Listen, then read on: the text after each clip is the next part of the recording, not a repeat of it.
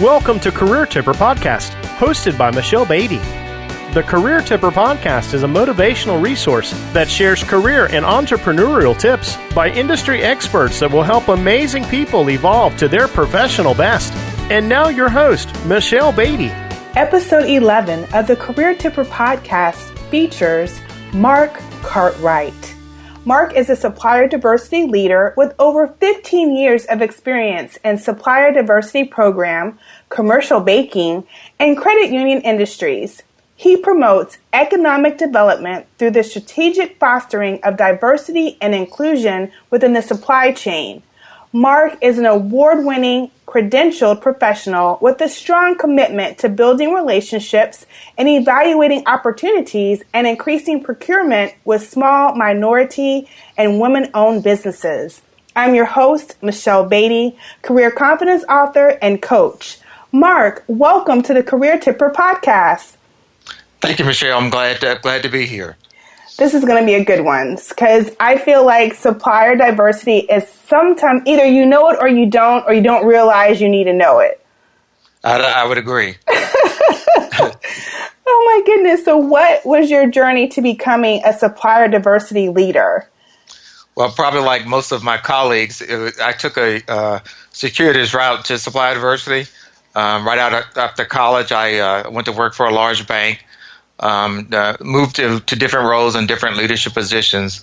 And after about 11 years, I said, hey, I want to do something a little different. So I wanted to do more corporate finance, went to graduate school, came out, got a job with General Motors. And then, as luck would have it, General Motors decided to start a bank, and I ended up working for them after all. So I stated it was kind of funny. Surely I didn't plan it to happen that way. But it really just worked out. It's like, hey, you have banking experience. We started a bank. We sure could use you working for the bank. So that was a little different because it was an online, direct bank. It wasn't being in a branch. I ended up managing the back office operations and the call center and customer service and things such as that. But then what happened? You talked about earlier offline about coming back to your alma mater. Virginia Tech started a supplier diversity program. And it was a new initiative. I was excited for the opportunity to come back to Virginia and try something new. So I got in the Supply Diversity program around 2007. So I've been in around 11 years now. That's awesome. And you are such, almost like not the godfather, but the uncle everyone wants to come to and get the information, I don't know. The insight. We have a lot of uncles out there, so that's a good thing. It's a community, right? Exactly right. It certainly is. A supportive community, what I've seen through observation, which is awesome. So, Mark, why does supplier diversity programs remain so relevant and impactful for businesses, small and large, and along with entrepreneurs? Like, what makes it such a sweet spot? Yeah, the interesting thing is, supplier diversity has evolved over time. When it first, I guess, officially started was actually way back in the 70s under President Nixon. But then, it was primarily seen as a compliance issue.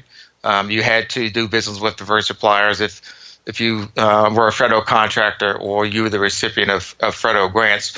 But the thing I'm really excited about is that it's involved more to where it's an issue of economic impact.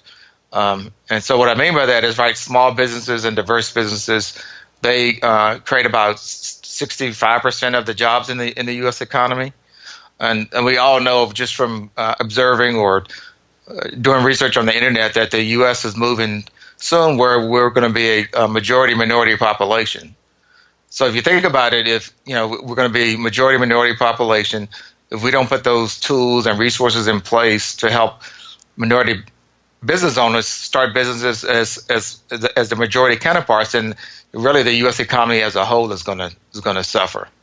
And the other part of that is that not only is it about economic impact, businesses would prefer to do business with suppliers right within their local communities, creating jobs, making people be able to have health insurance coverage. So that's the reason why I think it's becoming more and more important. And then the other thing I would add is that it also decreases risk. So some people who don't understand supplier diversity say, oh, it's risky to do business with small suppliers. But really the opposite is true. You want to diversify your supply chain. You don't always want to do business with the same people all the time. Over time, it may be to the point that you're not really getting that competitive pricing. And by talking to those small business owners and giving them an opportunity, you can actually get better pricing. So let's talk about strategy, because you talked about pricing, positioning themselves, understanding how they can play, right, to be a part of making their footprint. So what are a few key strategy points or perspectives that you perceive diverse vendors need to strengthen to build quality long-term partnerships? Right. I think the key, as you referenced long-term, is that the supplier, when they're looking at a potential customer, a larger corporation, they have to have a long-term view as well. Because rarely are you going to engage with that particular company you've been trying to sell to forever and going to have an opportunity right away. That opportunity is probably going to come sometime down the road. So you want to make yourself familiar with that company, do some informational interviews. So even if you're not ready to sell to them today, talk to them about what does your ideal supplier look like and what would I need to do to be that ideal supplier. Another thing is, you really have to be strategic in terms of who your customers are or who you want your customers to be, whether you have the capacity and scale to service them. And then I think it's also important that you have like a story. So what is it about you and your business that's going to make me remember you from all the other suppliers that I talk to every day or every week? Something unique about your background. Maybe you were in the Army and then you came out, you went back to college, whatever that is. What is your story that's going to make that company do business with you? And then, of course, be flexible. I think the biggest advantage that a small business has versus a larger customer is that they're willing to do things that often the large suppliers don't have to because they have that market position. So if you need deliveries 3 days a week instead of 2 days a week, often that smaller business will do it. So be flexible, have a strategy, and work on that long-term relationship. I really like that you opened up with it's not overnight. So it's like courting, showing that you're credible, building that trust, maximizing those relationships. So yeah, it's so important. Right. Everything is relationship based at the end of the day. And trying to find that individual within the corporation or that one individual to be your contact and your internal champion is critical. Internal champion. I think that everyone needs an advocate, right? They need an advocate. So I love that. Okay. So how important is it for business and diverse vendors to be consistent with networking and participating in outreach programs? Right. So this is, in outreach as well, you have to be strategic, and you also have to, your outreach will change as your business progresses. So if you're just trying to get started, you might be going to some of these outreach events just trying to find out general information, such as how to do business with whoever that company might be, GM, for instance. But you're not really ready to sell yet. You're just you're still in the learning phase. And then you also have to look at, not all of those events are free. So there will be some great events to go to. It may be fairly costly to attend those events. If you're not ready to sell to that market yet, I would advise you not to spend your money on those. When you're first getting started out, you want to go to events and training that the SBA offers, or the small business development centers, or the different local or city or state governments, because a lot of those events tend to be free. So that's all kind of part of your research phase. And then as your business starts to grow, you want to engage with some of the organizations like the National Minority Supplier Development Council or the Women's Business Enterprise National Council, those sort of events where they're going to probably be more costly. You're probably going to have to be a member, but you're going to have access to a greater number of corporate suppliers. So it just has to match. Don't start off going to those national type events when you're not ready to sell yet, and maybe you need to manage your finances a little bit closely. Try to do the things that you can get for free. Now, when I want to go back to the internal champion, because I think it complements the outreach programs. Right. How do you perceive that small businesses should connect and develop the relationship with the internal champion? Like, do you feel it's like cold call? Hey, help me. Like, what do you feel makes a strong partnership when it comes to that for diversity suppliers? Yeah. So it's really difficult. It's not so difficult like if you're doing business with the local or federal government because all their opportunities are published, and you can go on some website and get them. So you don't even know in those scenarios. You don't even know who the buyer is. So I think LinkedIn is a good way to network. You could go look up a particular company and then look in supply chain as who that individual is, because that individual may not necessarily be a vice president. Sometimes it's not somebody with the highest title. It may just be a particular individual that really is serious about increasing diversity within the supply chain, and that's the individual you want to find. So some of that you can do by going to our outreach events, right? Because they might have a table and you take that business card. That's one way of doing it. But like I said, the other way to do it is with LinkedIn, particularly if you can find the particular buyer who buys the product or service that you sell. That's the individual you need to connect with. But it's kind of like solving a mystery. You find one person that's not quite the right person, but that person puts you on to somebody else. Then that person. So it takes some perseverance to do that. But it's not because of social media and things such as that today. It's not that difficult. Yeah, just stick to it, basically. Right. Well, that you're a small business owner yourself. How you probably get a lot of disappointments, but you have to keep going. And it takes a little bit of luck, I think, and a lot of hard work. True, and I agree. No is not always no. Sometimes it's not yet, or right. Just keep going. It's motivation to keep going. Now, right. Mark, I know that there's a technical aspect to supplier diversity that people need to understand and they need to be connected to on an ongoing basis. So what are a few foundation from an operational business perspective of best practices and trends that you suggest diverse vendors need to embrace and execute? Yeah, so I think it's as basic as one, having a functioning website for one. It doesn't have to have a lot of bells and whistles, but have a website that at least tells about you, your background, what your product or service is, why they should buy from you, and how to get in contact with you. And hand in hand with that is, I would advise also that you get a email. Excuse me. You get an email address with your business name. So don't use your Yahoo address or your Gmail address or Hotmail address. Try to be it at johnsplumbing.com, because what that does for you is not very expensive. But it shows that you have some professionalism and that you're a legitimate business. And again, and tell everything that you can via your website.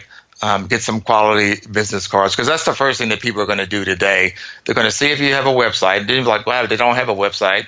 And then they're probably going to also look at your social media profile, maybe not on Facebook, but they're certainly going to see if you're on LinkedIn and if you're on Twitter. And then if you are, who are you connected to on LinkedIn and Twitter?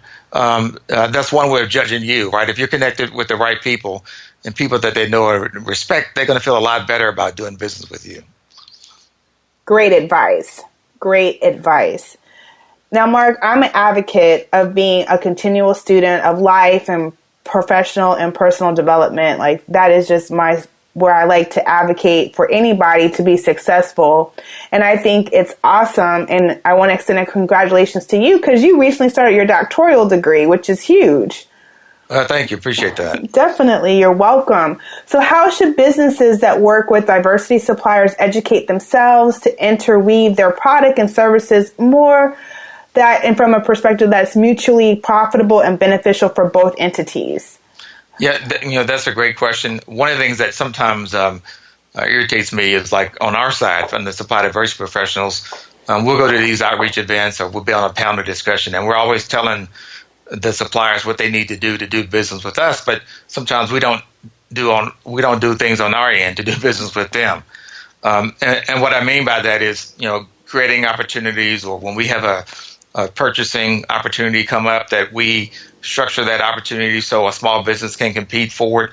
Don't put some requirements in there that are really barriers to full competition, when that requirement might be something that we like to have, but it's not a necessity. So we have to be very strategic as well, looking at all the products and services that we're in need of, and targeting some of those products and services for small businesses or minority owned business because we know in this certain commodity area there's a lot of businesses there.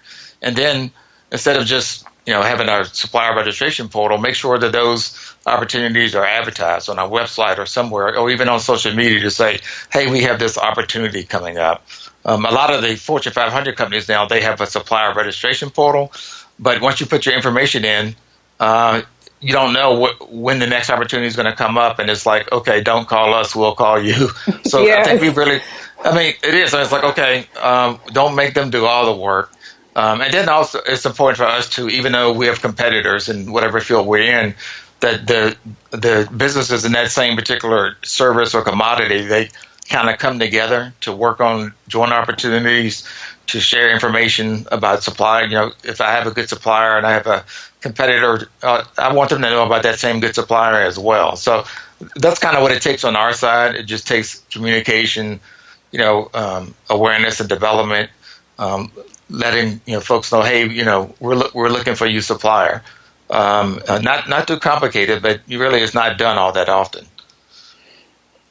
Oh my goodness! Now, you are a sought-after leader in your industry, and that's been proven because your alma mater came knocking for you to come back and help them take their current program to the next level.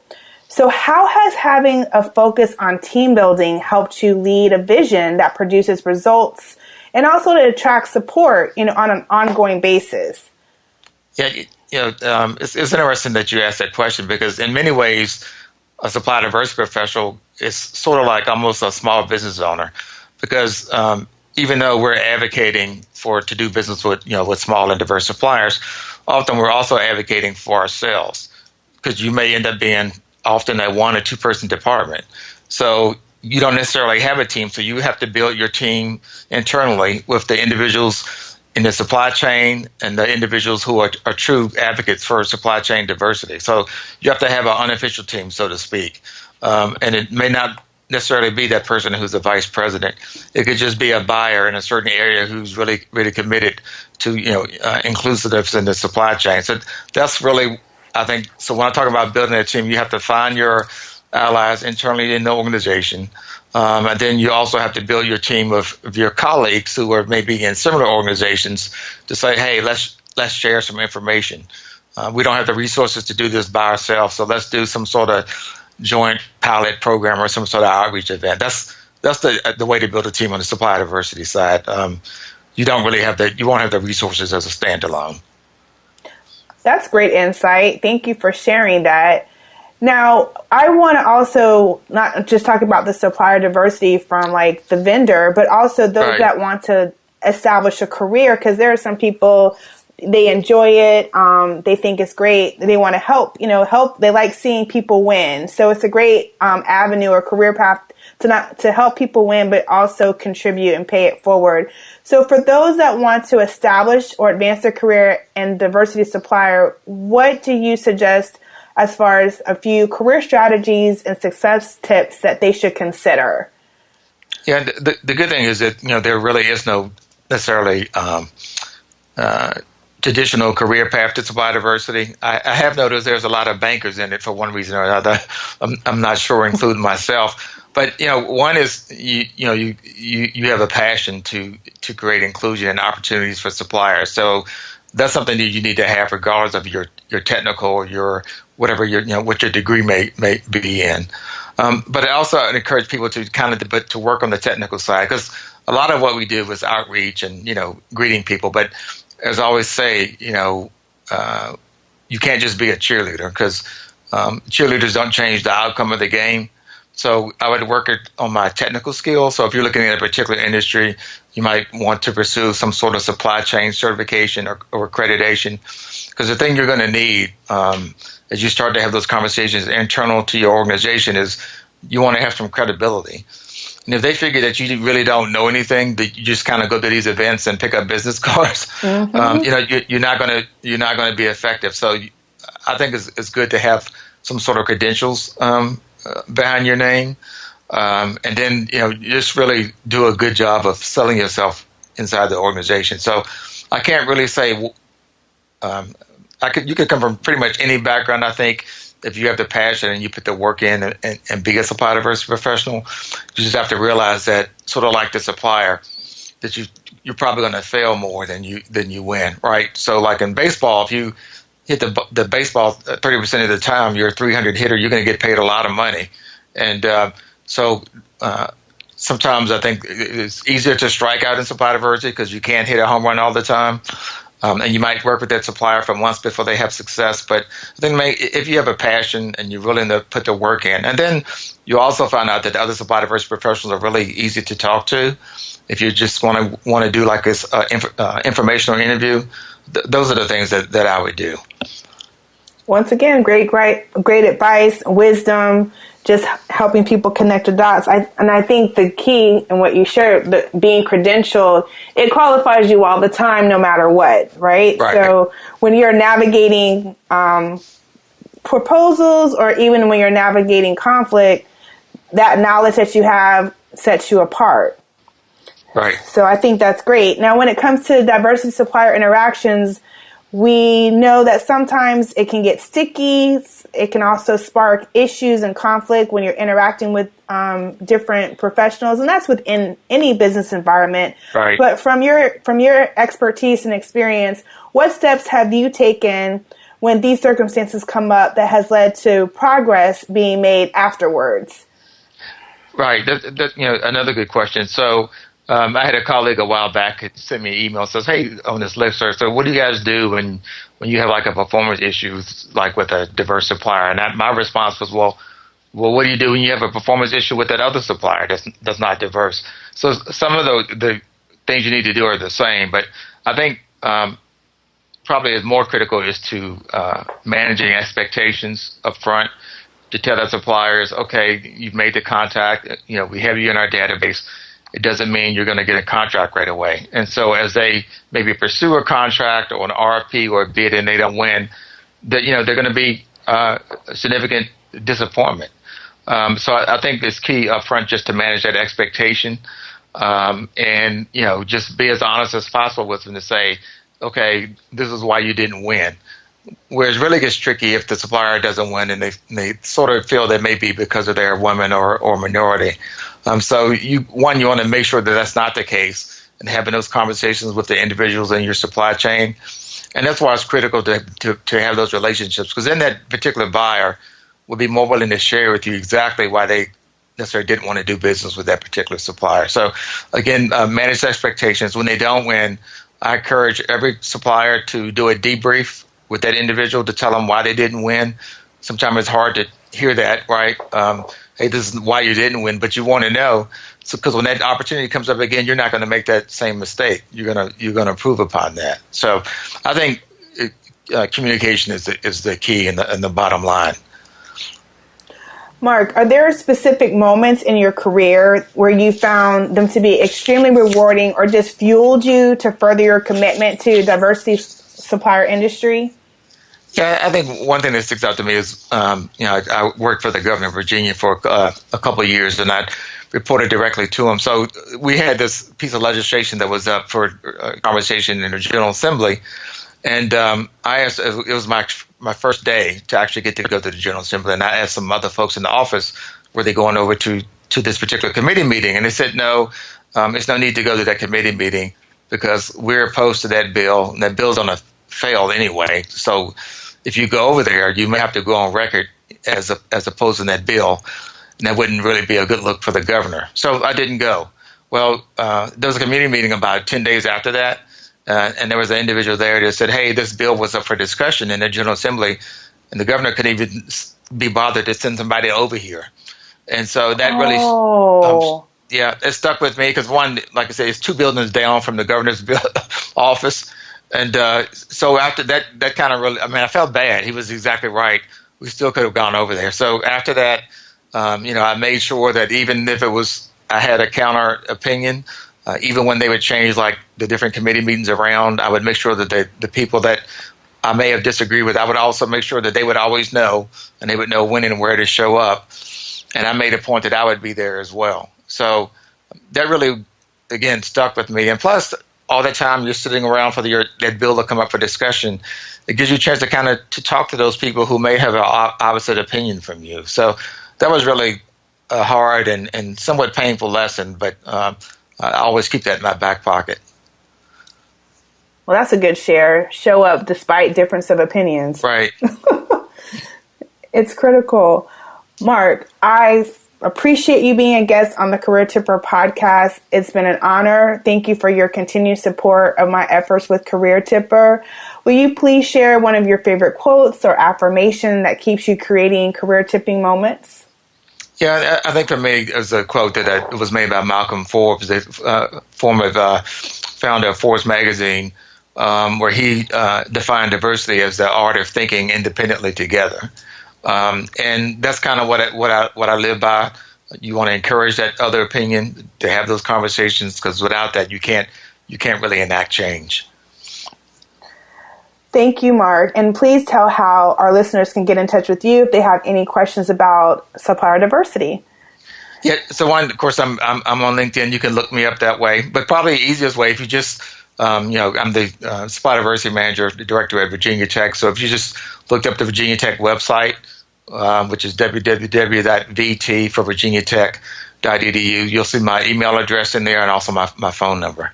Awesome. And you can find me, Michelle Beatty, at CareerTipper.com and on Instagram at CareerTipper. Listeners, thanks for joining today, and don't forget to visit the website and sign up for our newsletter about our upcoming guests and career tipping moments. Remember to be confidently you. Thank you for tuning in to this episode of the Career Tipper Podcast. We're grateful for our listeners and guests. For more resources about how to evolve to your professional best, share your comments and feedback about this episode and your suggestions for future guests, visit CareerTipper.com. Until next time, be confidently you.